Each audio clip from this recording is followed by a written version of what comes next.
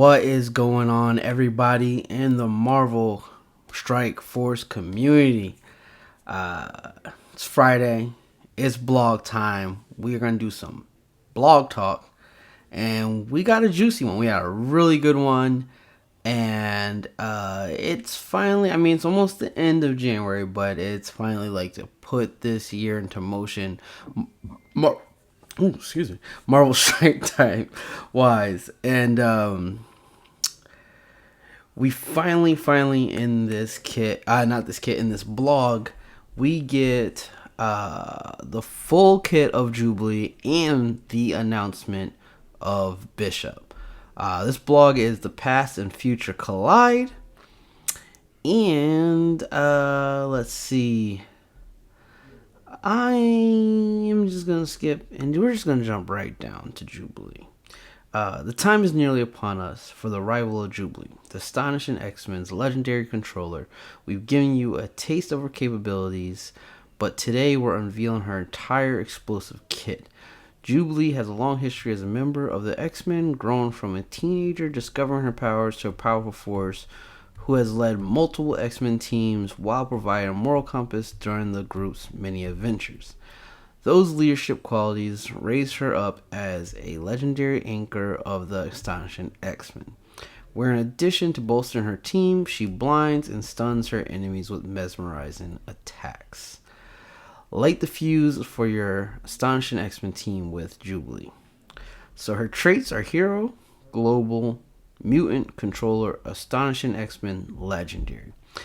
One thing that I would hope they do for all the X-Men and maybe Emma Frost is give everybody that X-Men tag.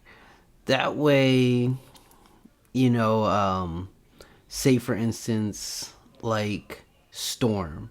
If you made a team around Storm where she works with X-Men and X-Force to give the speed up and assist, it would be nice if you can, just plug and play more X-Men teams, but you still give them this core Astonishment X-Men, but you can have kind of like, fan favorite teams where, they might not get, the Astonishing X-Men power-ups, but say if a character like Storm or just any other characters like that, you can just build a team together just so you could play, which especially like in modes like, RTA, like arena, stuff like that, where, it won't be the most powerful team. They won't get the full pull of their kits or the synergy, but they still get some synergy and they can work well together. But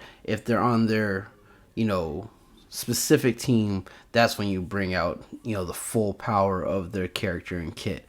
This thing will be cool because it'll just be cool because X-Men, that's one of the cool things about X-Men. If you read the books, they change, the teams change, and you get someone where, like, I think Wolverine is literally like viable right now, everybody except like X-Force, but he plugs and plays with a lot of people. He does have synergy with X-23. So it's just like, I just think they need to, that's something they should keep in mind. Where I'm not saying that the X-Men should just always work fully functional, but they should have like Astonishing X-Men, Uncanny X-Men, and stuff like that. But, X-Force, even if you want to do Ultimate X-Men, but it should still, they have some synergy, some, not a lot, some. But let's keep on now. I don't know if I ever really noticed this, but they say abilities are shown at 7775. I feel like I don't remember that before any other blogs. It's nice that they put that, but I think everybody always just assumed that. But so one of the things about Jubilee that a lot of people were hoping for was that she applied blinds. Now it's pretty cool that outside of raids, that she has 70% chance to apply blind. plus 290 damage on her basic.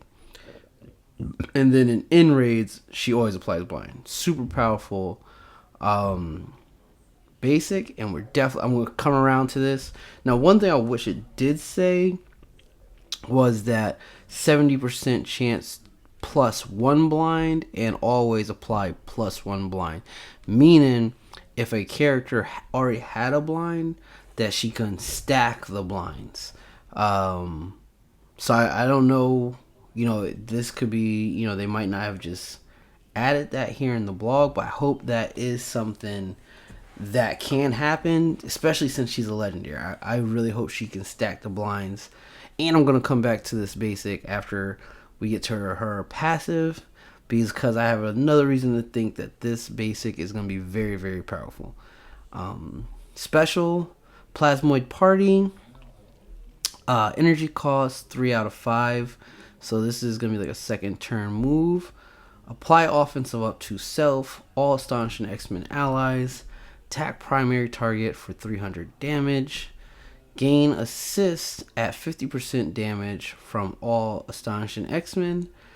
And it's kind of cool because it's kind of 100%, because she is going to be applying offensive up to everybody. So maybe if you have Disrupt or something, that's when this 50 really would apply, because the offensive up kind of balances it out to 100%. Then this is really cool, and this I feel like really makes her legendary, is that she can gain a 50% damage from 2 random non-summon, non-Astonishing X-Men allies. So I think that's really cool because it shows that she can work outside of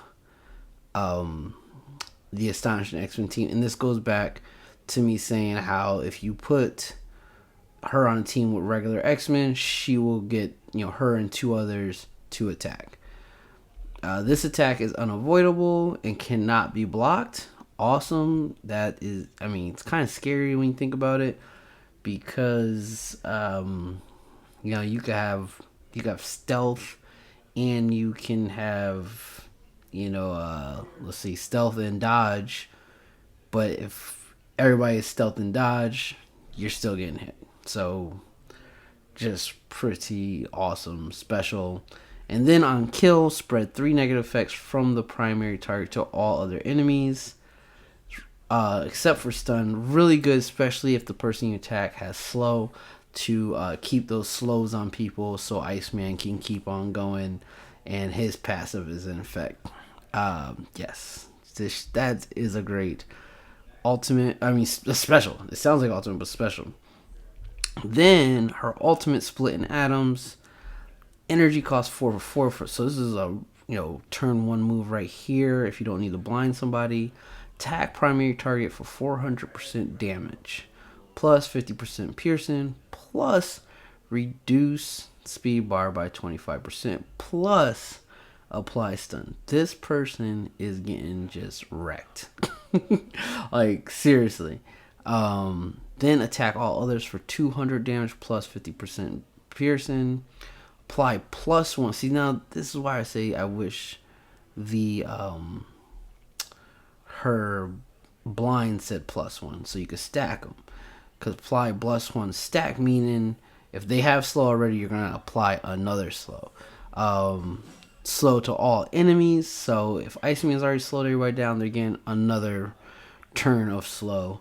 And raids apply offensive down for 2 turn to all enemies.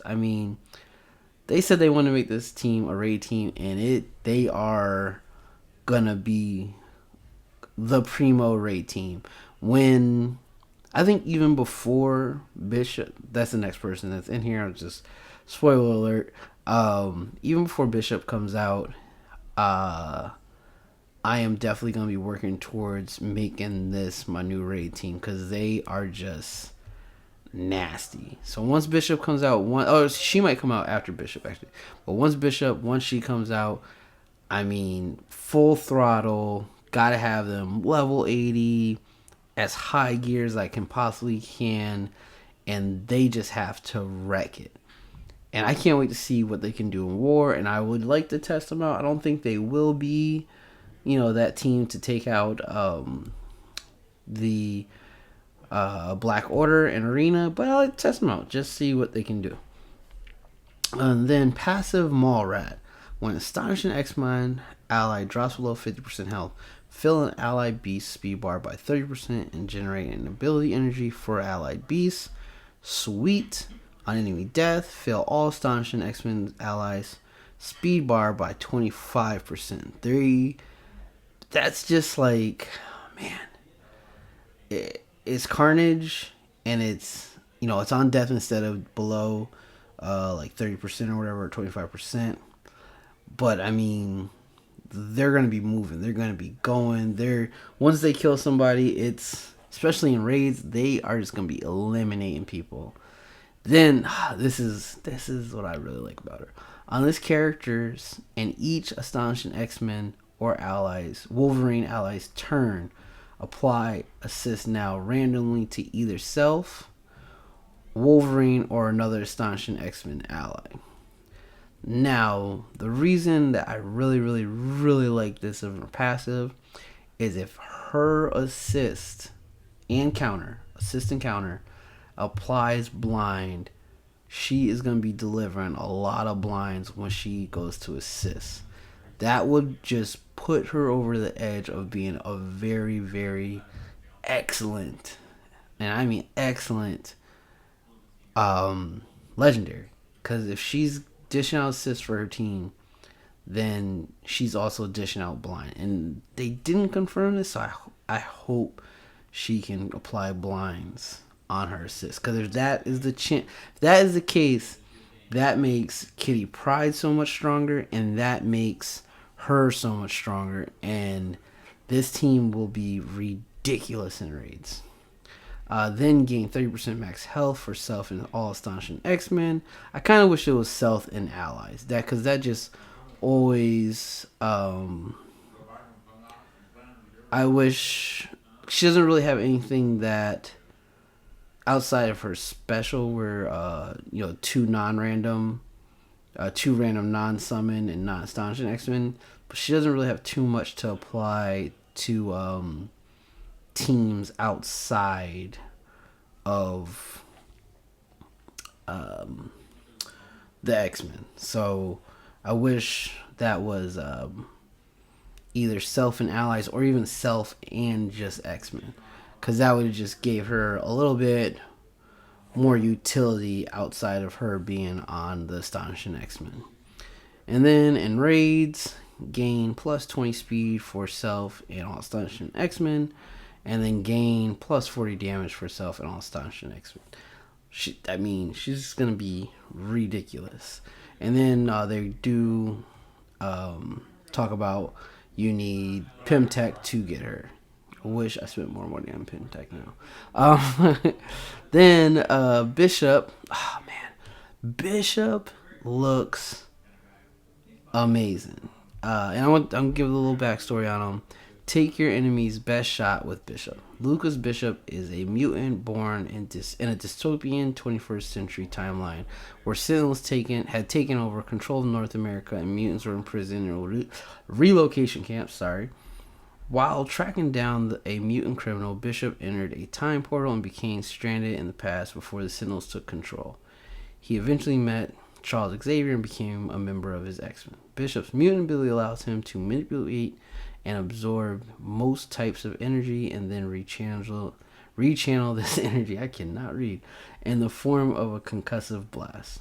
As a member of Strike, Bishop gains taunt and defense up on spawn, synergizes with Jubilee, and vaporizes foes with high damage attacks. Yo, Bishop, I'm getting into this. Bishop is dope. So he's a hero, cosmic mutant, blaster, Astonishing X-Men. His basic, just everything about Bishop is awesome. So he clears counter on primary target, attack that target for 270 damage. Then he gains +1 counter up to maximum 4. Once again, see, they put the +1, and I hope he gains a counter on his assist. If he gains counters on assist, he is gonna be just wrecking it. Like, and this attack cannot be counterattacked. He is gonna be wrecking. Like, he is primo non-legendary blaster just off that basic. I love him. And once again, if his assist gives him a counter, that will just make him so great. And even if his counter uses him counter, so if he does a counter and then gets one right back, he's just always gonna have a counter. He can be, ridiculous. So then special retaliation laser, energy cost 3 out of 3, and just to point out, his moves are very low cost. His special is 3 out of 3. His ultimate is 2 out of 2. He's gonna, like I said, he's gonna be lighting people up, and that's why I hope his counter assist gives him a counter, because it seems like you're just gonna be going between his ultimate and special constantly. You're not gonna be doing the basic like ever. You're just gonna be doing special and ultimate all the time. But attack primary target for 300 damage. That's if Jubilee's not around. If Jubilee's an ally, gain offensive up. Attack primary target for 400 damage instead. Apply offensive up plus defense up to Jubilee ally.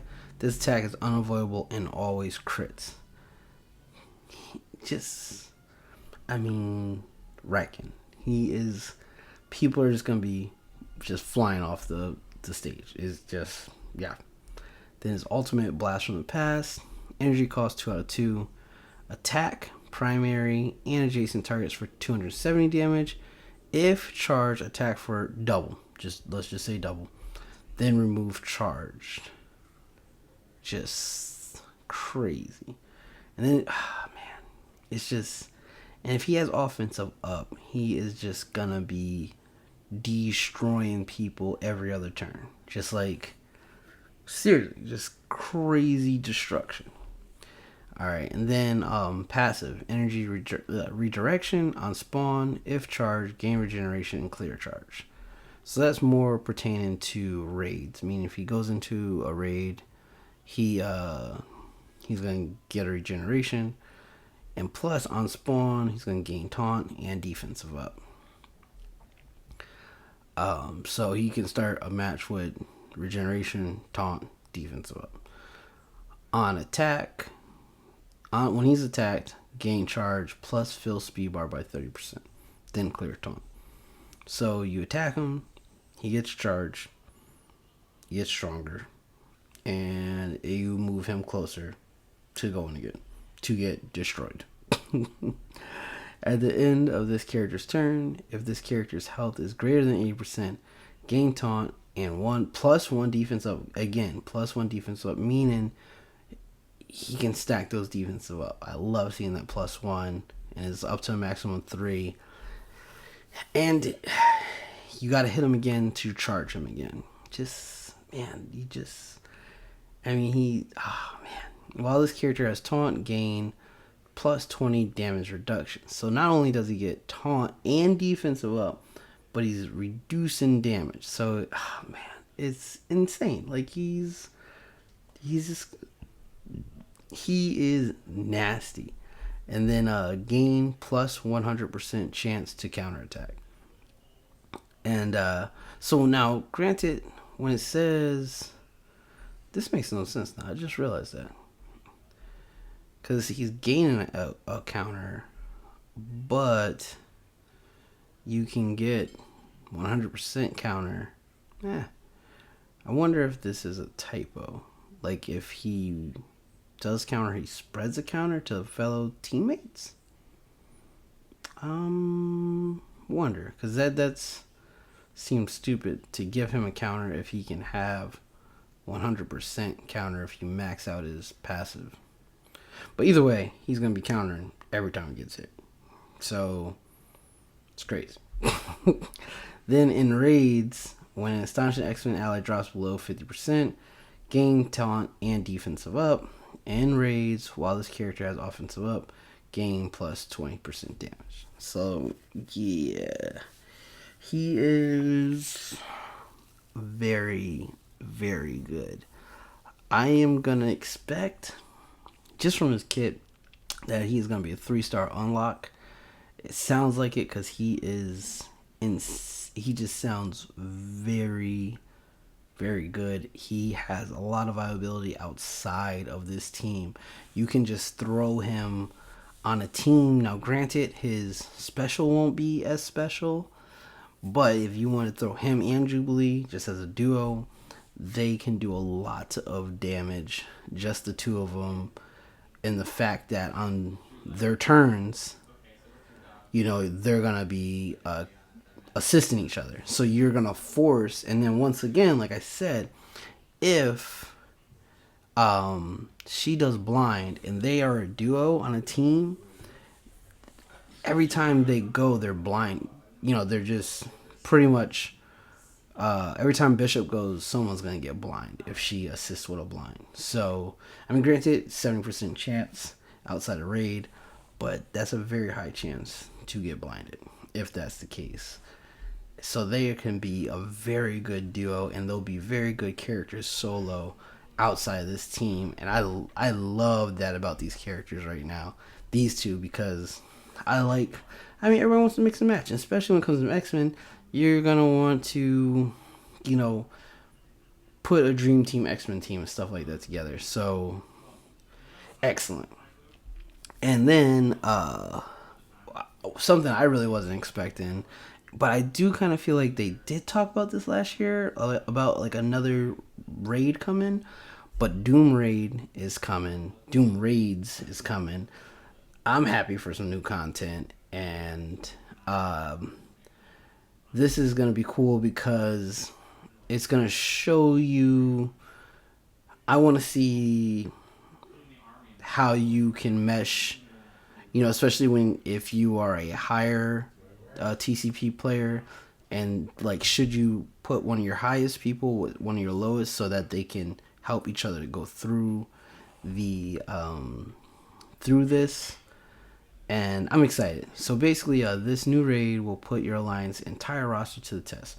The Doom raid lanes will feature a set order of trait requirements, meaning as you go through your lane, it will be bio, skill, then tech, then mystic, then mutant, and each lane is going to have a different set like that.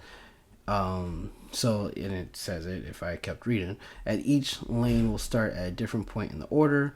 So, for example, if you have a weaker mutant team, you should take that lane that starts with bio and have bio and not have to use a mutant team until the end of the lane. I don't think that is the best strategy for that. I would say you should, if you have stronger bio, and if it goes by this, like bio, skill, tech, mystic, if you have the stronger front, you should go with somebody that has like a okay but a stronger backside, meaning they have the mutant mystic team that can carry you guys later, but you have the strong front, if that makes sense. Then Doom Raids will also be more challenging than Ultimate 7 and will feature enemies equipped with ISO 8 for the first time. You'll be able to preview the ISO 8 classes on the list of enemies in each node prior to battle. With the addition of Doom Raids, this I don't kind of get, and I really want to kind of see where they go with this. But with the addition of Doom Raid, Ultimates Raid keys have been converted into new Ultimates Raid keys. These keys are earned the same way as Ultimate Raid keys, spending campaign energy up to 600 per day will earn you the Ultimate Raid keys, which can be used to unlock both Ultimates and Doom Raids. I kind of was hoping that you could do all three. So I really want to see what the rewards are. If they are definitely an upgrade from U7 rewards, then I get it. So it's like we're graduating from Ultimates going to Doom. I would be completely cool with that. And then it's going to be like Doom Raid 1, 2, 3, 4, and then it will become something like Galactus Raids in the future. So be it. So if that's what they want to do, cool. But when I first heard this, I got excited because I thought we were going to have 3 raids. Granted, it's a little more playtime because you're going to be playing 3 raids. But at the same time, more rewards. So I was hoping for that. Especially if they would have, like, Doom raids would have gained some training materials. Because right now, in both of my accounts, I am hurting for training materials. Like, I feel like I have, like, a good amount of gold, but I can't ever train anybody up because I just don't have, like, I train somebody and then I have to wait days to level something up the next person. So I hope this raid has training materials. The next Doom raid is scheduled to appear this February. Oh, the new Doom raid is scheduled to appear this February. We'll have more information in the near future, including rewards, so be on the lookout. Pretty sure, February is literally almost like after next week, especially next week, and it's February. So we can see this in the next, I'm going to guess, 3 to 5 weeks. So that's cool. Something's cool. And now if you look in the screenshot, you do see Doom 1. So it looks like it's going to be the same thing as Ultimates. Doom 1, Doom 2, Doom 3. And it's going to keep on going up. Probably like level selector and stuff. So this will, some fresh new content. And something to look forward to. That's something new, and it's gonna be fun. And I'm excited to get to it. Character availability update. Just in time for Julie's legendary event, members of the Pimtech team are heading to campaign nodes. Be on the lookout in the coming week for your chance to earn character shards for Stature and Yellow Jacket in the following locations. So definitely get ready. Like, if you really want Jubilee, I do. I went from Jubilee really to now I am super excited. I think she's gonna be a great addition to the game. Really like what they did with her. I like, if you watch the Strike Time, he gives a great example of why they made her a legendary, and I think it was needed to make people understand why they made her a legendary, and I think it validates her being a legendary. And her kit alone, I don't think she's the most legendary. Like, I would still, if I had to put somebody in a team that can really help out my team, I haven't played with her yet, but I would think at this point, just from reading the kit, I would like a Shuri over her, because Shuri just really does a lot for her team. She gives defense up, she gives energy. If your health gets low, she gives you deflects. She heals someone on her team on her turn. She heals. She does so much for any team she goes on. She is a very good plug and play character. She doesn't have too much attack capabilities, but she can make a team survive. And she can empower them, giving out energy and stuff. So I just keep them. It's just right now I think I wish she had a little bit more Shuri in her, where you could just plug her and play her, or like you need an offensive threat, you go get Black Bolt. You could just put Black Bolt on a team with 4 others, and he's gonna do Black Bolt. He is gonna destroy people. So I wish. Granted, her basic does blind.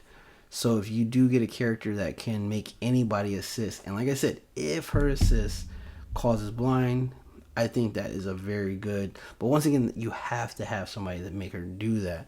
It's not something she can just go on a team and do.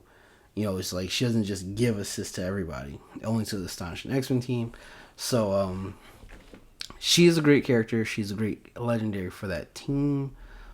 But I hope they can tweak her maybe down the road. We don't know. Don't know what they're going to do. Like I said, they could just have all X-Men have a tag and then something works. But I wish she was a little bit more legendary, as in, you could just throw her on her team and she really helps that team out. And Ghost is in the store. Legendary event coming back is going to be Fury. So if you don't have Fury, get those. This is hard, especially if you're a newer player. Fury is just not high on the list. He's a great character. I'm not gonna knock him. He is a pain. Even if I'm like playing like RTA or something, I see Nick Fury, I don't want him around too long because he's a pain. He can be a pain, but it's not as legendary as he was literally. I mean, like a year ago, you could say he's still, Nick Fury was Nick Fury. So hopefully we can get something in the near future, shield wise, that can make the shield team powerful again. They're still a good team. Don't sleep on them, but they're just not what they used to be. Then upcoming blitzes, we got Black Panther coming on Monday, and then the second Shadow Cat next week. So get that up. And I forget who I was listening to, so I'm sorry that I can't give them a shout out for this. But they made a really good point. Last year we got Black Bolt around this time, and then after we got Black Bolt, it was a new team where new characters with some old characters. Then you had to use Black Bolt to get Ebony Maw. So now I would not be shocked if we are getting Jubilee, and then the next legendary, say early summer, because I believe it was June when Ebony Maw came out, you needed Black Bolt, and you might need Jubilee. I hope they do it. And I know a lot of people, oh man, you legendary, get legendary. But yeah, I mean, we're getting to the point, like, if you play this game for a while now, you got everybody almost 7-star or high star, and getting these characters are not as hard as they used to be. So they want these legendaries to be hard to acquire. They do want us to spend some money for those that want them on the first release.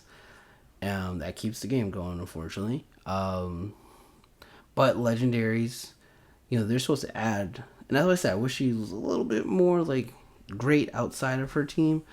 But they're supposed to add this like impact to the game, and you shouldn't just easily get a character like that. Like I said, Iceman, I wish he wasn't a Blitz character, because I feel like people with lower total collection of power are going to have trouble getting Iceman when he comes to Blitz.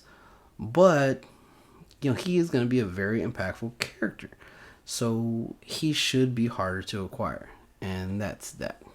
So we got some bonus events. So you get some 2-time character shards. We're going to get Villain Mystic Controllers is coming out. So you get Phoenix. And then after that is going to be Shield. So you can get, I guess, Iron Man. I feel like they throw this at us like once a month now, where you can get your Shield characters up. And I'm telling you what, if you need Captain America, Black Widow, Hawkeye are a great duo, and I'm probably going to do a video next week on them, because they are a really good tandem, and I have wrecked some people in RTA with them, especially when it was like more balanced teams, like especially lower, and what they can do is pretty great. They are a great duo, and especially if you're a newer player, they're easier to get now. Get Black Widow, Captain America, Hawkeye. Get Avengers. Avengers should be that new player meta team. They are a great team, and invest in them early when you're playing the game early, because it will definitely help you out through the early stages of the game before you can get the Hellas and Black Bolts and all that. And then there's Bad Science, where you get the AIM people for 2-time shards. But yeah, this was a great video. Great video. If you watch the Strike Time, I definitely suggest watching the Strike Time, because they go into a little about this blog, go a little deeper, and they make some good references, especially if you like the characters and you like to know the background of some characters. They really go into it well, and it's cool. It kind of makes you, I mean, granted, when I saw the kits, I was already excited, but when I watched the video and they talked about the characters a little bit more, and I've read a good amount of Bishop. I haven't read a lot of Jubilee. I actually read more Jubilee when she was on the New Warriors and she was depowered, and then when she became a vampire. So that was, my extent of Jubilee. I saw her I read about her in the 2000s more I did in the 90s. Same thing with Bishop. I read about him in the 2000s more in the 90s. So I'm more up to date on the current of those characters rather than kind of what they're based off of in the 90s. I wish they kind of went with the Jared Crow Bishop, but we got the, more modern dreadlock Bishop, and I could rock with that. But outside of that, this was a great blog. Like I said, it kicks off 2021. Great, finally. 3 weeks in, but whatever. It's better later than never. And we got something to be excited for next month. A lot of things to be excited for. And hopefully next week we get to see if we're getting like a Moon Knight or a White Tiger to go for the Defender team. And hopefully like a rework with Night Nurse and Elektra I'm hearing rumors of. So next month can be very exciting. And we can like kind of start reshaping the game and really kicking off 2021 really on a good note. But I want to end it there because it's definitely kind of a lengthy video. So peace out.